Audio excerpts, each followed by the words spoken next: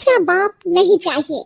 एक बड़े शहर में रतनलाल अपनी बेटी संध्या और छोटे बेटे कुणाल के साथ रहता है। रतनलाल बहुत गरीब है और शराबी किस्म का आदमी है। वो रिक्शा चलाकर अपना जीवन यापन कर रहा है। रतनलाल एक अधेड़ उम्र के आदमी योगेश्वर को कभी कभी अपनी रिक्शा से मार्केट या मंदिर छोड़ता है और कभी कभी बाजार से उसका सामान भी ले आता है। एक दिन रतनलाल योगेश्वर से कहता है, साहब आपके पास गाड़ी है, फिर भी आप कभी कभी रिक्शा से क्यों जाते हो? इन शहर की गलियों को आराम से देखना मुझे बहुत पसंद है। ठीक है साहब, मैं चलता हूँ, कल फिर आऊंगा। अरे रतनलाल रुको तो, मैंने सुना है कि तुम अपनी बेटी को कुछ पैसों के बदले किसी को दे रहे हो।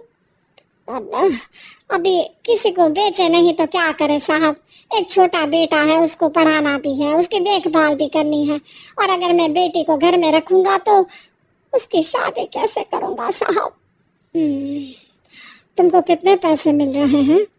अब 50,000 साहब। देखो मैं तुमको पूरे 20 लाख रुपए देता हूँ, तुम अपनी बेटी संध्या को मुझे दे दो। हैं? अब 20 लाख? धन्यवाद साहब, धन्यवाद, मैं कल ही से आपके पास छोड़ जाऊंगा साहब।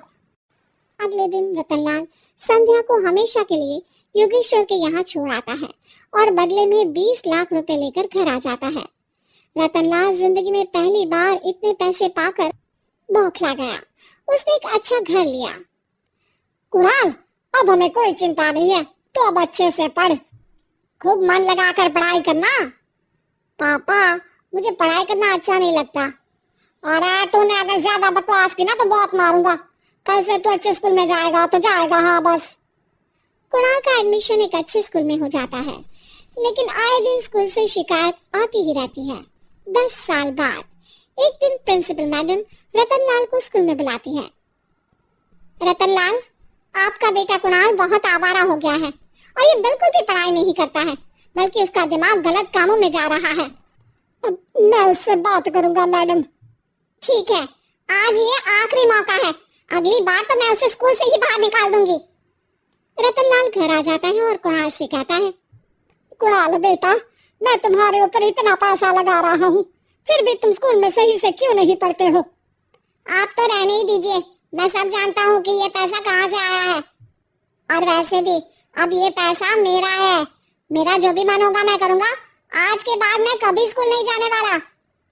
रतनलाल को अपनी बेटी की याद आती है और वो रोने लगता है। 5 साल बाद कुणाल एक दिन एक लड़की को शादी करके घर ले आता है। पिताजी, ये मेरी पत्नी है स्वीटी। तुमने शादी कर ली? हाँ, शादी कर ली मैंने, दिखाई नहीं दे रहा? और अब से आप फिर से कमाना शुरू कर दो, बहुत बैठ कर खा लिया। कुणाल, तुम इस बुड्ढे को घर में क्यों रख रहे हो? देखो ना, ये शराब पीता है, इसे घर से बाहर निकाल फेंको। अरे स्वीटी, ये मेरे पापा है, कैसे बाहर निकाल दूं? और वैसे भी घर में कोई तो चाहिए ना काम करने वाला, नौकर समझ कर रख लो। इस बुड्ढी को तो घर से बाहर निकाल कर ही रहूंगी मैं कब तक इसके लिए खाना बनाऊंगी? स्वीटी एक दिन घर के बाहर पार्क में अपने दोस्तों के साथ बैठी होती है। तभी वो रतनलाल को बुलाती है। पिताजी, मेरे कमरे में मैं अपना फोन छोड़ आई हूँ, जरा ला कर तो देना। हाँ जरूर, अभी लेकर आता हूँ। रतनलाल फोन लेकर आ जाता है। कुछ समय बाद स्वीटी के फ्रेंड्स भी चले जाते हैं। स्वीटी अंदर आकर शोर मचाती है। चोर चोर! कहाँ है चोर? मुझे तो यहाँ कुछ नहीं दिख रहा। अरे ये अलमारी खुली पड़ी है, जरूर किसी चोर ने ही खोली होगी। अरे कौन आया था यहाँ? यहाँ तो पिताजी आए थे बस। अरे बहू, मैं चोर नहीं हूँ। मुझे तो आप पर अब बिल्कुल भी विश्वास नहीं है पिताजी, क्योंकि जब आप पैसे के लिए दीदी को बेच सकते हो तो आप चोरी भी तो कर ही सकते हो। अरे लेकिन वो सब तो मैंने तेरे भले के लिए किया था ना। मैं तो कहती हूँ कि हमें इनके कमरे की तलाशी लेनी चाहिए। तुम बिल्कुल सही कह रही हो, चलो। स्वीटी और कुणाल दोनों रतनलाल के कमरे की तलाशी लेते हैं और उन्हें वहाँ स्वीटी की ज्वेलरी और पैसे मिल जाते हैं।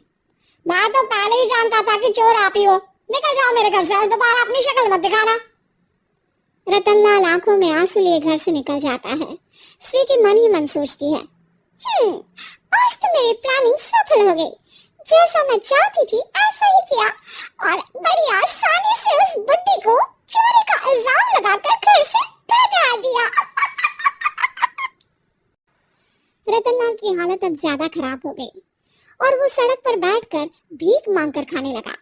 एक दिन वहां एक गाड़ी आकर रुकी और सड़क पर बैठे सभी भिखारियों को अपने सेंटर ले गई। एनजीओ की मालिक संध्या एक एक करके सभी को सुविधा मुहैया कराती है। तभी उसकी नजर रतनलाल पर पड़ती है। पिताजी? संध्या तू? पिताजी आपकी ये हालत कैसे हुई?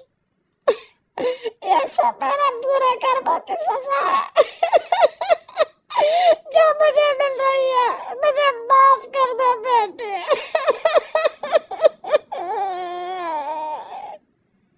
पिताजी, मैं आप पर बिल्कुल भी गुस्सा नहीं हूँ, क्योंकि आपने मुझे यहाँ भेजकर अच्छा ही किया। मेरी जिंदगी बदल गई।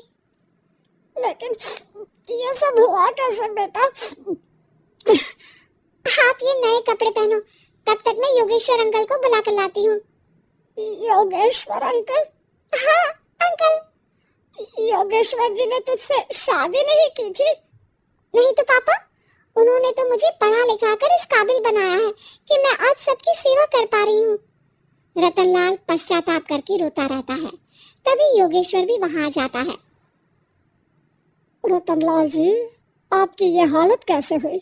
इतने सारे पैसों के बावजूद भी? क्योंकि मैंने बेटे और बेटी में भेदभाव किया था। लेकिन आपने ये कैसे किया? मुझे ये जानना है, बताइए। सालों पहले जब संध्या छोटी थी, तब मैंने एक बार एक आदमी से तुम्हें बात करते हुए सुना था, जो कुछ पैसों में संध्या को तुमसे खरीद कर शादी करना चाहता था।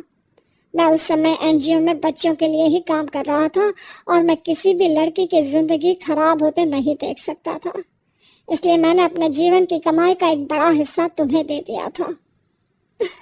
सच में कितना गलत था मैं। मुझे माफ कर दो। अब आप दोनों मेरे साथ घर चलो और आज मैं अपना सच्चा प्रायश्चित करना चाहता हूँ।